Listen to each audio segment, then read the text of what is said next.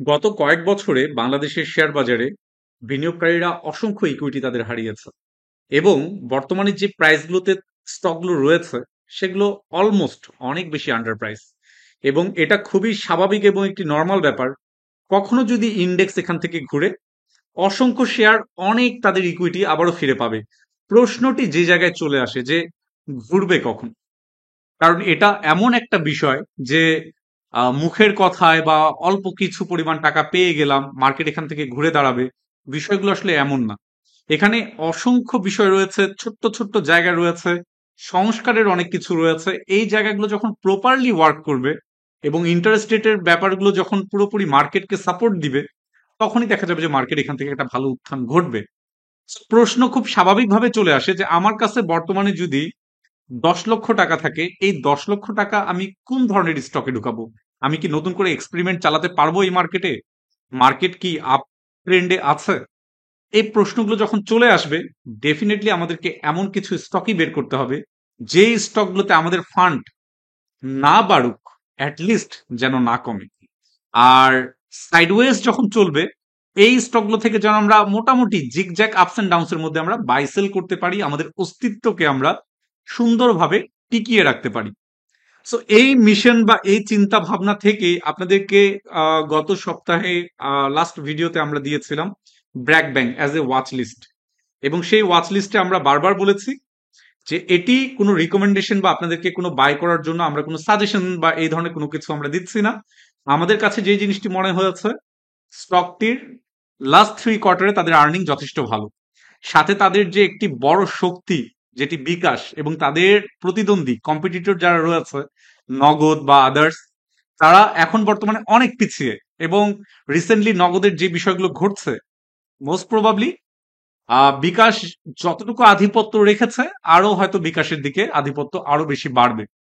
So in total এটা আমরা ধারণা করতেই পারি গত সময়গুলোতে ব্র্যাক ব্যাংক 15% ডিভিডেন্ড দিয়ে আসছিল ক্যাশ স্টক মিলিয়ে, লাস্ট ডিভিডেন্ডটি দিয়েছে 20%-এর মতো। এবার যেই আর্নিং তারা শো করছে, যে আর যেই হোক, বিলো 20%-এর ডিভিডেন্ড আমরা পাবো না, এটা আমরা আশা করতে পারি।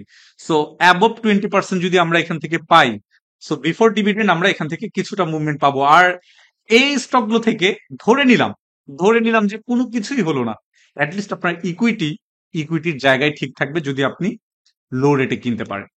সো এই ধরনের ওয়াচ লিস্ট গুলো দেওয়ার রিজন হচ্ছে এতটুকুই যে সুযোগও যেমন রয়েছে, আপনারা যারা টেকনিক্যাল অ্যানালাইসিস করেন বা যারা করছেন বা আপনাদের পরিচিত যারা অ্যানালিস্ট রয়েছে, তাদেরকে আপনারা চাইলে এই স্টকগুলো দেখাতে পারেন এবং তাদের কাছ থেকে একটি রায় নিতে পারেন যে নিয়ার ফিউচার কতটুকু সম্ভাবনা রয়েছে যদি আপনি এটি 1 থেকে 2 বছর হোল্ড করেন।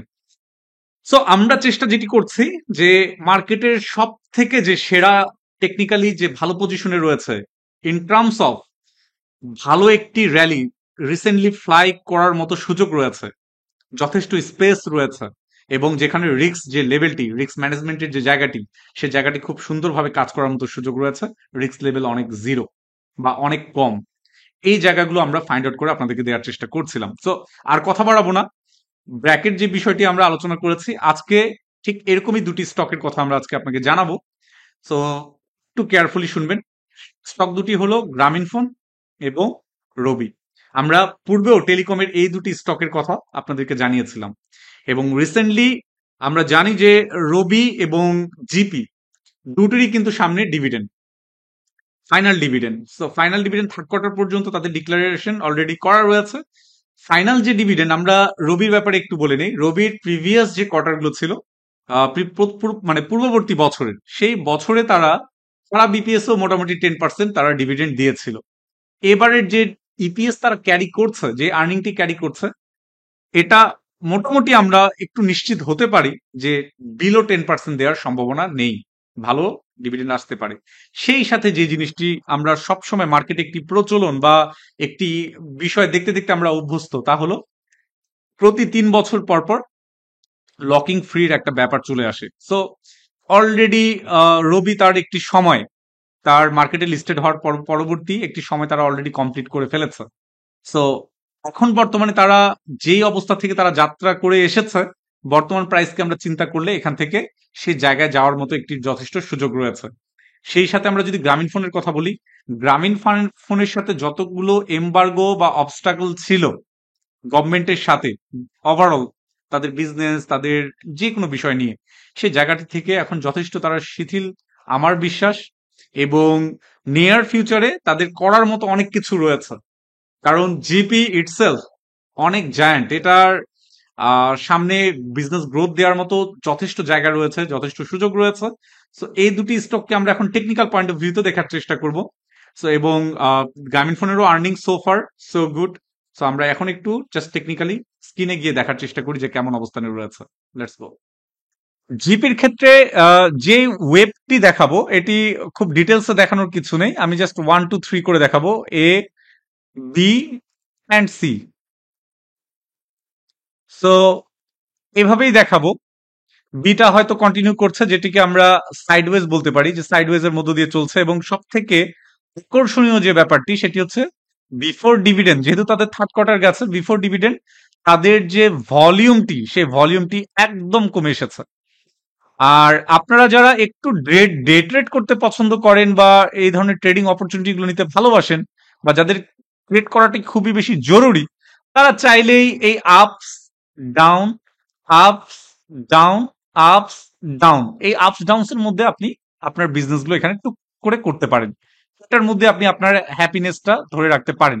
আর এক কোয়ান্টিটি আপনি অবশ্যই, এই যে পরবর্তী যে আমি সি পর্যন্ত ড্র করেছি, ঠিক এই ধরনের ডিভিডেন্ড আফটার ডিভিডেন্ড আপনারা এরকম যদি একটা লম্বা সময়ের একটা ফোরকাস্টিং করতে পারেন, বা আপনার যদি অ্যাজাম্পশন নিয়ে আপনারা মোটামুটি ইনভেস্ট করতে পারেন, হোপফুলি এটি একটা ভালো হ্যান্ডসাম রিটার্ন দেওয়ার ভালো একটি সম্ভাবনা রয়েছে। কারণ মাদার যে ভলিউমগুলো এখানে পজিশন নিয়ে রেখেছে, তারা কিন্তু সেভাবে ডিস্ট্রিবিউট এখানে করেনি, এবং ডিস্ট্রিবিউশন বড় লেভেলে হলে এই স্টকটি এই প্রাইস লেভেলটি 300-র উপরের প্রাইস লেভেলটি ধরে রাখতে সেভাবে পারতো না। ঠিক একইভাবে আমরা একটু রবিতে যাই। রবিতে গেলে আমরা যে বিষয়টি দেখতে পাই,